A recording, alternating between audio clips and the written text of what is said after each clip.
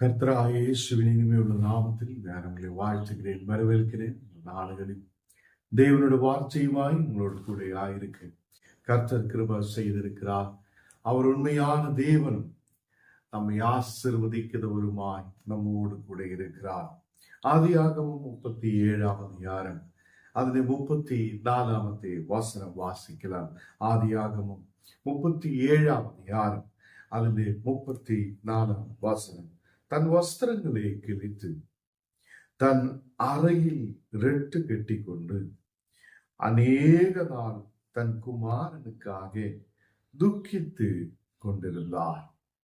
இங்கே யாக்கோபு துக்கத்தோடு தன் குமாரனுக்காக அவனுடைய அறையிலே ரெட்டு உடுத்து அப்படியே ரொம்ப துக்கமாக இருக்கிறது நாம் பார்க்கிறோம்.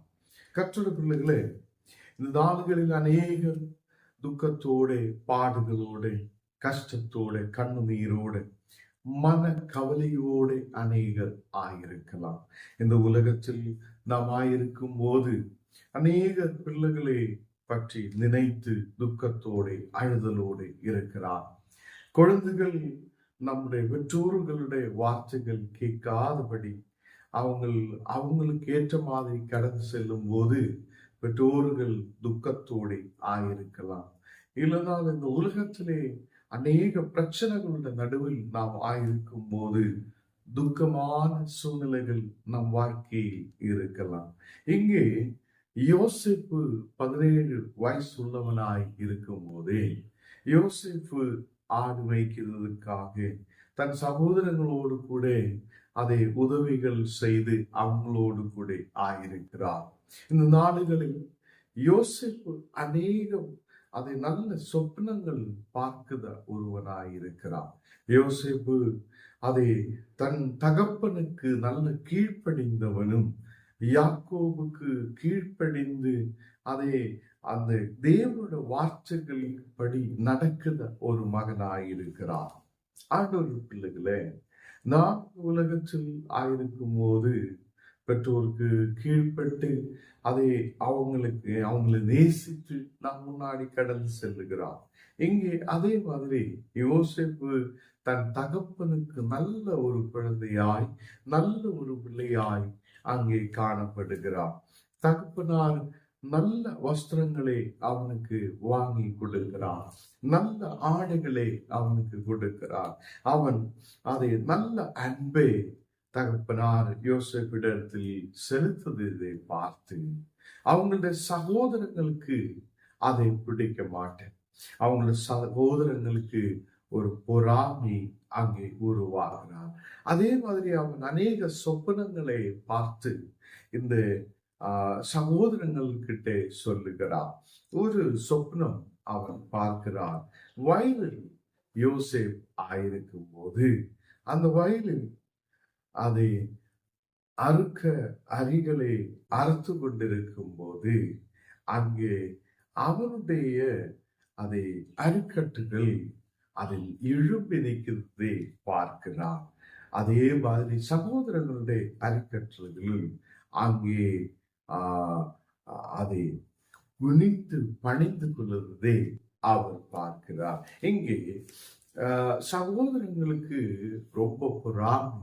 நாங்க இவனை பணிந்து கொள்ள வேண்டி வரும், நாங்க இவனை பணிந்து கொள்ள வேண்டி வருமா എന്നുള്ള ஒரு அதை ஒரு பொறாமையான பிரச்சனை அவங்களுக்குள்ளே உருவாகிறார். கர்த்தருக்குள்ளே இந்த நாடுகளில் அநேகருக்குள்ளே, கிறிஸ்தவர்களுக்குள்ளேயும் விசுவாசத்தில் இருக்கிற அநேக மக்களுக்குள்ளேயும் இருக்கிற பிரச்சனை என்ன?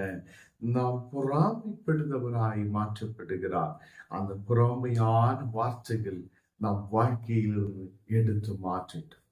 கர்த்தர் பிள்ளைகளை இந்த நாடுகளில் அதை இங்கே சொப்பனங்களை பார்க்கும் போது சகோதரர்கள் யோசிப்பே அங்கே என்கரேஜ் பண்ணியதில்லை. நீ பார்த்தது நல்லதுதான், நீ பார்த்த சொப்னங்கள் நல்லதுதான், கர்த்தருடைய இடத்திலிருந்து உனக்கு அவ்வளோ ஆசீர்வாதம் இருக்கிறார் என்று சொல்லி அவங்களை என்கரேஜ் பண்ணி வளர வைக்க முடியாத சூழ்நிலை சகோதரங்களுக்கு இருந்திருக்கிறார். இன்னைக்கு அநேக சபைகளில் பார்க்கும்போது போது பாஸ்டர்மார் இப்படித்தான்.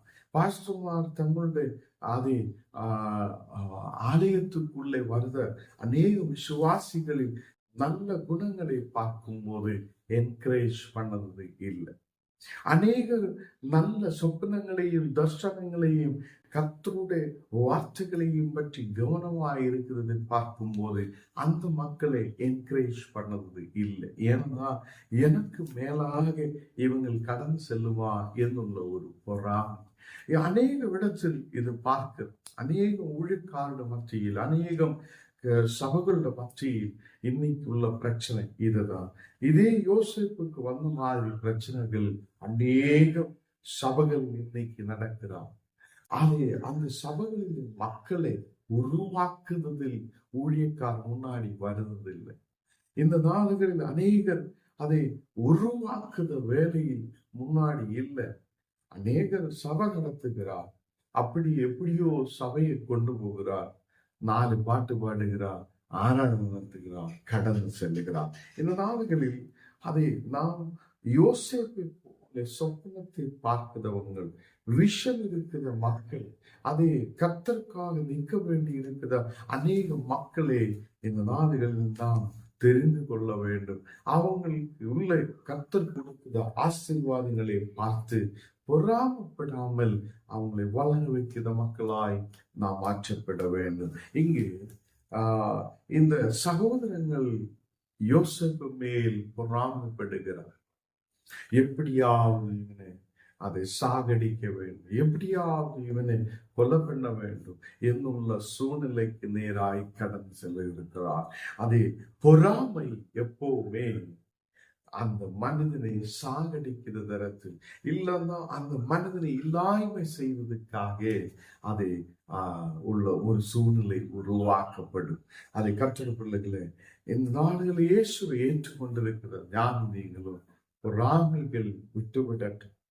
அதை அவனும் வளரட்டும், என்னுடைய சகோதரங்களும் வளரட்டும், நம்முடைய கூட முன்னாடி வரட்டும் എന്നുള്ള அந்த ஒரு வாஞ்சை நமக்கு உருவாகட்டும். அந்த பொறாமை எடுத்து மாற்றட்டும். இங்கு யோசேப்புடைய வாழ்க்கையில் சகோதரங்கள் பொறாமப்படுகிறார். அவனை இப்போ அவனுடைய தகப்பனார் அவங்களுடைய சகோதரங்களை பார்க்கிறதுக்காக எங்கே ஆடு மேய்க்கிறார், எந்த இடத்தில் இருக்கிறார் என்று பார்க்கிறதுக்காக அதை யாக்கோபு தன் மகனை யோசேப்பை அனுப்பி விடுகிறார். அவன் சீகேமிலேக்கு போய் அந்த சீகேமில் பார்த்த ஒருவன்கிட்ட கேட்கிறார், என் சகோதரங்கள் எங்கே இருக்கிறார் என்று பார்க்கிறதுக்காக நான் வந்திருக்கிறார். அதை அங்கே தேடி அவங்களுடைய சகோதரங்களை பார்க்கிறார். இந்த சகோதரங்கள் தூரத்திலிருந்தே யோசேப்பை பார்க்கும்போது இதோ அவன் வந்திருக்கிறார். இந்த யோசேப்பு எப்படியாவது இந்த காட்டுக்குள்ள, இந்த வனாந்தரமான பகுதிக்குள்ள எப்படியாவது அவனை கொலை பண்ண வேண்டும் என்று திட்டத்தை போடுகிறார். பொறாமை அவனோட உயிரை எடுக்கிறதுக்கான